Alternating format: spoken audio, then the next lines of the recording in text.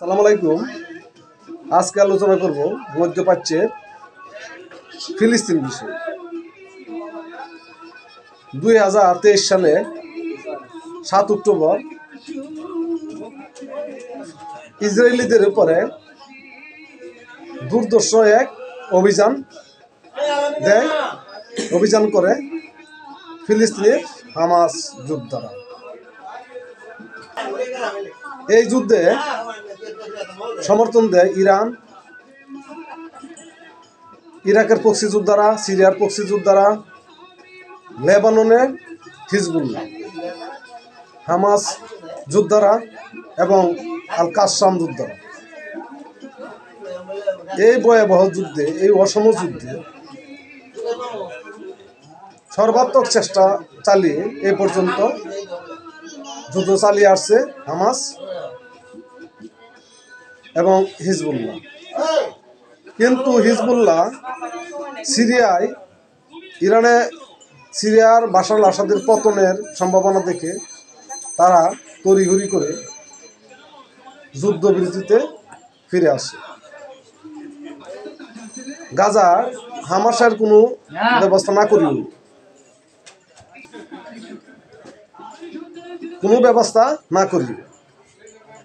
কিন্তু ইসরায়েল একের পর এক মুসলিম রাষ্ট্রগুলিতে এবং মুসলিমদের উপরে হামলা চালিয়ে যাচ্ছে এবং লোকজনকে না ফেরার দেশে পাঠাচ্ছে।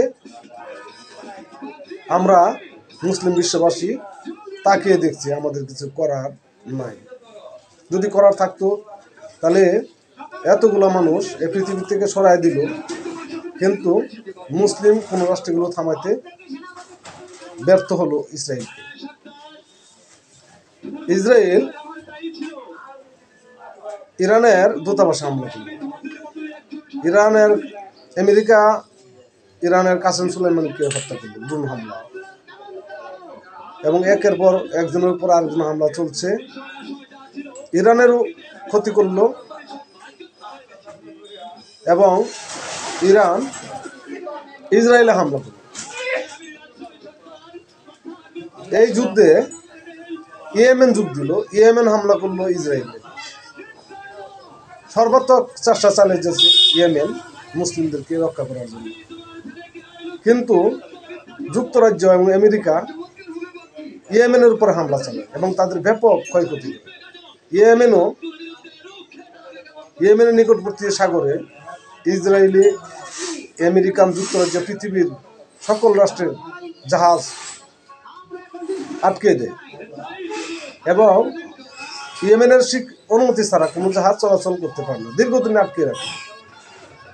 কিন্তু এখন বাশার আল আসাদের পতন হওয়ায়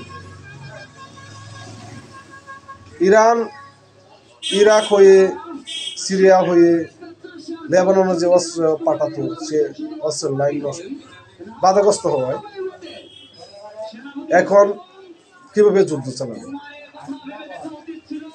এই বাশার আল আসাদের পতনের পর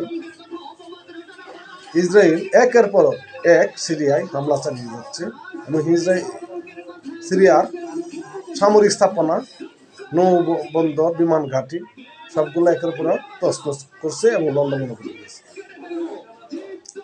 মুসলিম রাষ্ট্রগুলি এগুলা প্রতিরোধ করতে পারল না। সিরিয়ার নিরাপত্তায় সবাই একজোট এগিয়ে আসতো যদি, তাহলে তার সিরিয়ান এই সামরিক ঘাঁটিগুলো, বিমানবন্দর, নৌবন্দরগুলো রক্ষা করত, কিন্তু কেউ পারল না।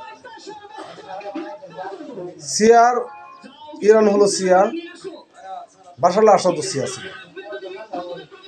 যাক, সিরিয়ার পতন হলো, কিন্তু এখন যুক্তরাজ্য, আমেরিকা, ইসরায়েল ইয়েমেনে বিমান হামলা করে এবং নৌঘাঁটি থেকে বিমান হামলা করে, ক্ষেপণাস্ত্র হামলা করে মহড়া চালাচ্ছে। ইয়েমেনে কিভাবে এখান থেকে তারা শিক্ষা নিচ্ছে এবং প্রতিক্রিয়া দেখছে যে অন্য রাষ্ট্রে হামলা করলে পরিণতি কি হবে।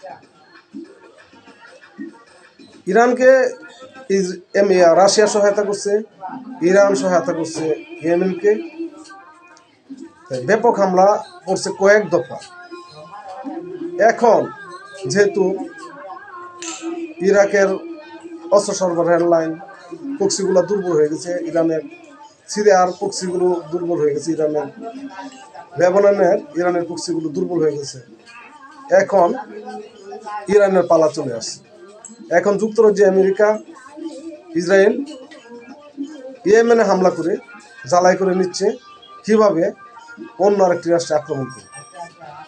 আমার ধারণা ইরান যদি তার প্রতিরক্ষা ব্যবস্থা শক্তিশালী না করতে পারে তাহলে বেশি দূরে নাই ইসরায়েল, যুক্তরাজ্য এবং আমেরিকা একযুগে ইরানে হামলা করে দিচ্ছে এবং ইরানের ব্যাপক ক্ষয়ক্ষতি করে।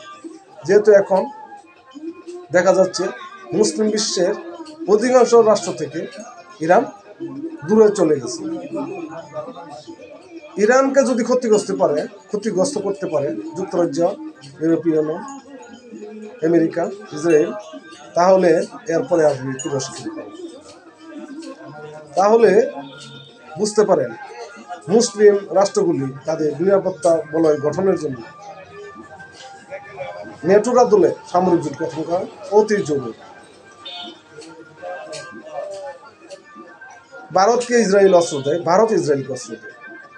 এখন দেখুন তাদের চিন্তা ধারণা, তাদের পরিকল্পনা কত দূর পর্যন্ত। আমরা মুসলিমরা সবাই সতর্ক হই এবং আমরা জাতিকে প্রতিরক্ষা গঠন করি। শান্তিপূর্ণ রাষ্ট্রের স্বাধীনতা সার্বভৌমত্ব রক্ষায় আমরা চেষ্টা করি। স্বাধীনতা টিকে রাখতে হলে বিকল্প ব্যবস্থা আমাদের করতে হবে, প্রতিরক্ষা ব্যবস্থা তৈরি করতে হবে। সবাই ভালো থাকুন, সুস্থ থাকুন, ধন্যবাদ।